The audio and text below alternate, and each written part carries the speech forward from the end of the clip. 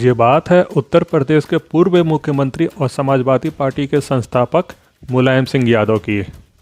मुलायम सिंह यादव ने अपने लंबी राजनीतिक कैरियर में जहां खूब नाम कमाया, तो वहीं उनके दामन पर कुछ दाग ऐसे भी लगे।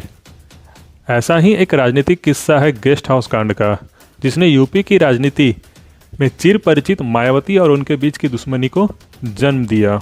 आखिर क्या था गेस्ट हाउस कांड? ये बात है 1995 की। मुलायम सिंह यादव की सपा और कांसीराम की बसपा गठबंधन सरकार यूपी के सत्ता में थी, लेकिन गठबंधन में सब कुछ सही नहीं चल रहा था। फिर आया 23 मार्च 1995 का दिन। मुलायम सिंह यादव तब बसपा के संस्थापक कांसीराम से बात करना चाहते थे, लेकिन कांसीराम ने मना कर दिया। इसी रात कांसीराम ने फ़ोन कर दिया बीजेपी नेता लालजी टंडन को। फ़ोन पर बात हुई बीजेपी बसपा गठबंधन को लेकर। ये वो शाम था जब कांसीराम की तबीयत खराब थी। वो अस्पताल में भर्ती थे। उनकी देखभाल कर रहे उनके दोस्त और राज्यसभा सांसद जयंत मल्होत्रा, साथ में मायावती भी थी। तब कांसीराम ने मायावती को बुलाया और उनसे पूछा कि क्या वो सूबे के सीएम बनेगी। कांसीराम ने मायावती को बीजेपी के समर्थन वाले लेटर भी दिखाए। इसके बाद 1 जून 1995 को मायावती लखनऊ पहुंची और सपा बसपा के 1.5 साल पुराने गठबंधन को खत्म करने की जानकारी राज्यपाल मोती वोरा को भेज दी। राज्यपाल को चिट्ठी लिखी। मायावती ने सपा से समर्थन वापस लेने के साथ ही बीजेपी के साथ सरकार बनाने का दावा भी पेश किया। फिर आया 2 जून 1995 का दिन। इस तारीख को यूपी के राजनीतिक इतिहास का काला दिन कहा जाता है। इस दिन मायावती लखनऊ में ही स्टेट गेस्ट हाउस में बसपा विधायकों के साथ मीटिंग कर रही थी। उधर समर्थन वापसी की सूचना से आग बबूला हुए मुलायम सिंह यादव ने अपने समर्थकों को गेस्ट हाउस भेज दिया। इन समर्थकों को एक टास्क दिया गया। उस समय बसपा के एक बागी नेता राज बहादुर के नेतृत्व में पहले ही 12 विधायक टूटकर सपा के समर्थन में आ चुके थे, लेकिन दल बदल कानून के चलते बसपा के 67 में से कम 1/3 विधायकों का टूटना जरूरी था।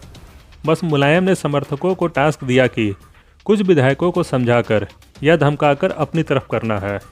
मुलायम समर्थक बाहुबलियों की ये फौज पहुंच गई गेस्ट हाउस। यहाँ करीब 4 बजे से हिंसा शुरू हुई, 2 घंटे तक चली। इस हिंसा में सपा और बसपा दोनों के दलों के कई समर्थक घायल हो गए।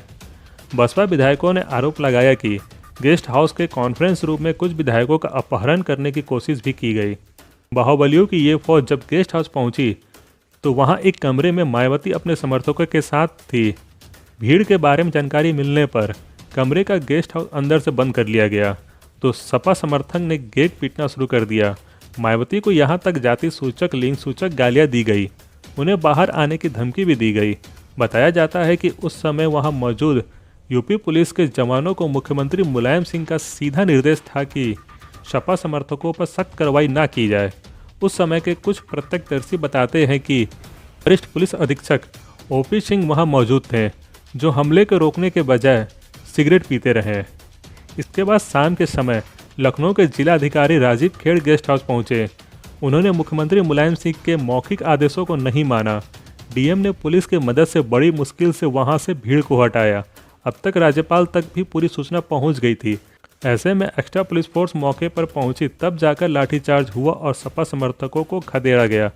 फिर मायावती कमरे से बाहर आई, ये सुनिश्चित होने के बाद कि सपा के कार्यकर्ता चले गए हैं। इधर मुख्यमंत्री मुलायम सिंह यादव का आदेश ना मानने वाले जिला अधिकारी राजीव खेड़ का उसी रात को 11 बजे ट्रांसफ़र कर दिया गया। कहा जाता है कि हालात यहाँ तक बिगड़ गए थे कि सपा कार्यकर्ताओं ने गेस्ट हाउस के अंदर बिजली पानी काट दिया था।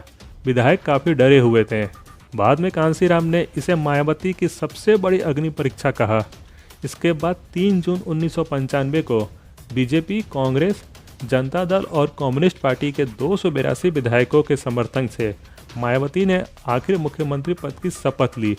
ये थी देश की पहली महिला दलित मुख्यमंत्री। इस कांड के बाद मायावती और मुलायम के बीच एक राजनीतिक लकीर खींच गई। मायावती ने इसके बाद कई बार अपने रैलियों में इस कांड का जिक्र किया। इसका जिक्र करते हुए हमेशा उनके चेहरे पर एक गुस्सा आ जाता था। मायावती ने अपनी आत्मकथा मेरा संघर्षमय जीवन एवं बहुजन समाज मूवमेंट का सफ़रनामा में लिखी कि मुलायम सिंह का आपराधिक चरित्र उस समय सामने आया जब उन्होंने स्टेट गेस्ट हाउस में मुझे मरवाने की कोशिश करवाई की। उन्होंने अपने बाहुबल का इस्तेमाल करते हुए न सिर्फ हमारे विधायकों का अपहरण करने की कोशिश की, बल्कि मुझे मारने का भी प्रयास किया गया। इस कांड की जांच के लिए रमेश चंद कमेटी बनाई गई। इसने अपनी 89 पेज की रिपोर्ट में गेस्ट हाउस कांड का आपराधिक षड्यंत्र के लिए मुलायम सिंह यादव को सीधे जिम्मेदार ठहराया। रिपोर्ट में कहा गया कि योजना पहले ही बना ली गई थी और इसके लिए कुछ अपराधियों को पहले से ही लखनऊ ट्रांसफ़र कर दिया गया था। इस घटना के ठीक 24 साल बाद 19 अप्रैल 2019 को पहली बार मुलायम सिंह यादव और मायावती एक ही मंच पर साथ नजर आए। 2019 के लोकसभा चुनावों में सपा बसपा ने गठबंधन किया तो मैनपुरी में एक रैली में दोनों नेता साथ आए। वहीं 2019 के चुनाव में गठबंधन से ठीक पहले मायावती ने मुलायम सिंह यादव के ऊपर लगे गेस्ट हाउस कांड वाले केस को वापस ले लिया। उन्होंने इसे लेकर ट्वीट करके बताया था, 2 जून 1995 का Lucknow guest house case Baspa और सपा गठबंधन के बाद और लोकसभा आम चुनाव के दौरान ही सपा के आग्रह पर 26 जनवरी 2019 को माननीय सुप्रीम कोर्ट से वापस ले लिया गया।